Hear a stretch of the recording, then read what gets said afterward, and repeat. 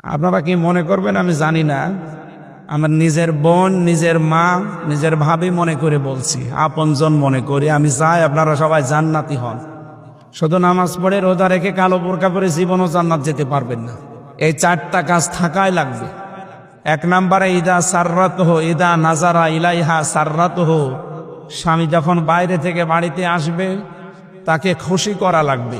কথাবার্তা দিয়ে হোক, অভ্যর্থনা দিয়ে হোক, আচার ব্যবহার দিয়ে হোক, যেভাবেই হোক তাকে খুশি রাখা লাগবে যখন অন্তত বাইরে থেকে আসবে এই সময়টা। কারণ এই সময়টা পুরুষের জন্য একটা মারাত্মক সময়। এমনিতেই চাপ নিয়ে আসে বাইরে থেকে, আর এসে যদি আপনি শুরু করেন সেই কি বলে কটকটির মতো, তাহলে ও তো হাতের কাছে যা থাকবে সেটা দিয়ে আপনার ফিটাবে। এই জন্য হাদিসের প্রথম অংশ, যখন বাইরে থেকে আসবে কিভাবে আপনি তাকে খুশি করবেন আমি জানি না। আপনাকে আল্লাহ সেই ব্যবস্থা দিয়েছে, চেষ্টা করবেন 100 ভাগ। 2 নম্বরে ইদা গাবা আনহা হাফিজাতুহু, ও যখন বাইরে যাবে তখন আপনার নিজেকে, আপনার স্বামীর সম্পদকে, স্বামীর সন্তানকে আপনি হেফাজতে রাখবেন। এটা আজ 100 জনের প্রায় অন্তত 95টা মেয়েদের ভেতরে পাওয়া যায় না। স্বামী বাইরে গেলে মনে হয় যে উনি দিন পেয়েছে। কোথায় কোথায় কার সাথে লাইন করে আল্লাহ জানে আর সে জানে। এটা বন্ধ করা লাগবে।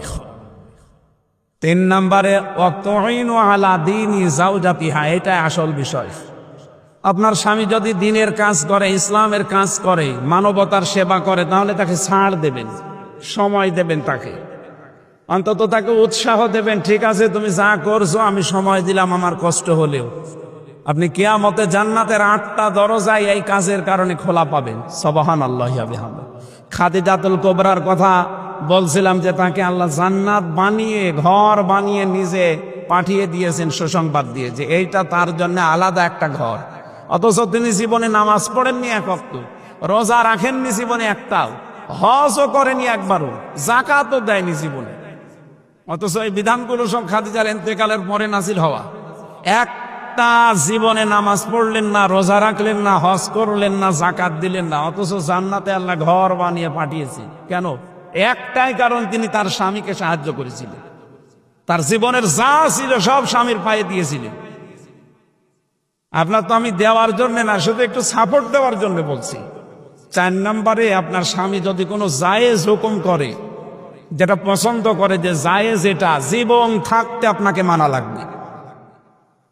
যতক্ষণ বেঁচে আছেন মাস্ট বি, এটা মানাই লাগবে। আমি নিজের স্বামী, এখানে যত স্বামী বসে আছি সবার পক্ষ থেকে আমি অন্তত দায়িত্ব নিয়ে বলতে পারি, প্রত্যেকটা স্বামী আমরা চাই এবং পছন্দ করি বিয়ের পরে যেন আমাদের মা বাবা আমাদের সাথে থাকে। এই স্বামীরা বলেন তো চান কিনা? সবাই বলেন। বিয়ে না করে হাত তোলার দরকার নেই। আমি জানি সব স্বামীর মনের কথা এইটাই, কারণ আমি তো নিজের স্বামী, আমি জানি। কিন্তু 100 ভাগের 95টা মেয়েরা এটা চাই না। কেন বলেন তো? কি হয়েছে আপনাদের? কে কান পড়া দেয়? থাকবেন আপনি দুনিয়ায় কিয়ামত পর্যন্ত। খুব বেশি হলে এখানে আমরা যারা আছি, আর খুব বেশি হলো 50 বছর পরে কেউ এখানে থাকবেন না, সব মাটির নিচে যাবেন। নতুন মানুষ এখানে এসে চাষ করবে। 100 বছর পরে যদি এসে কুষ্টিয়ার এই 2 তলা বাড়িতে আপনি এসে বলেন যে এ বাড়ি আমার, ওখানে যারা থাকবে আপনাকে ঢুকতে দেবে? আমি আমার পূর্বপুরুষ যারা আছে, আমার বাবার নাম রিয়াজউদ্দিন, তার বাবার নাম জাহান আলী, তার বাবার নাম নমাজ আলী, এরপরে আমি আর চিনি না।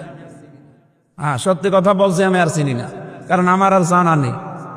এখন যদি নমাজ আলীর বাপ এসে আমার কুষ্টিয়ারে বাড়ি দেখে বলে এ বাড়ি আমার, আমি বানিয়েছিলাম, ওনার দাঁত মুখ রাখবো? সব করে ফেলবো না?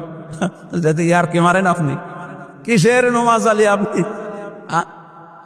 নমাজ আলীর বাপ আপনি, নমাজ আলীকে তো আমি চিনি না। এই জন্য কার কান পড়া নিয়ে, কার কার খুশি মতো বা কোন আনন্দ করার জন্য আপনি এগুলো করেন আমি জানি না। আপনি আশা করছি এই কথাটা মেনে নেবেন। স্বামী যদি জায়েজ যেটা উনি পছন্দ করছে, আপনি পছন্দ করবেন না কেন? আমার সাথে যে জল্লাদ ছিল, এখন ওর 30 বছর জেল। শাহজাহান জল্লাদ মরে যাওয়ার পরেও দায়িত্ব পেয়েছে ইলিয়াস, চট্টগ্রামে বাড়ি, কেন্দ্রীয় কারাগারে আছে, এখন ফাঁসি দেয়। তো এই লোকটা আমার কাছে এসে একদিন কাঁদছিল আর বলছিল, ফাঁসির ওই কন্টেম ছিল, জীবনের কাহিনীটা, কেন জেলে আছে। 17 বছর সৌদি আরবে ছিল, দেশে আসার পরে বিয়ে করেছি, বোর সাথে শাশুড়ির মিল নেই। খালি বলে যে ওদের আলাদা করে দেন, ওদেরকে মানে মাইনাস করে দেন, অথবা অন্য জায়গায় পাঠিয়ে দেন, আমি এদের সাথে থাকবো না। এই শুধু কথা বলতে গেলে এইটা বলছে, আমার টাকা একটা মাকে আমার বোনকে দিলে ওর মন পাওয়া যায় না, খালি জ্ঞানজাম করে আমার সাথে। একদিন একটু ওই সতর্ক করার জন্য, সংশোধন করার জন্য একটা থাপ্পড় দিয়েছি, এক থাপ্পড়ে ও ছাতা মরে গেছে। মানে একটু জোরে লেগেছিল মনে হয়, মরে গেছে। এখন ওর মা বাবা দিয়েছে মামলা, মার্ডার মামলা। এই যে আমি আজ 30 বছর এখন আমার জেল। বলেন তো আপনাদের এই ছোটখাটো একটা বিষয়ের জন্য কি হইতো? ওর মা বাবা, ওর কি টাকা পয়সা কম ছিল?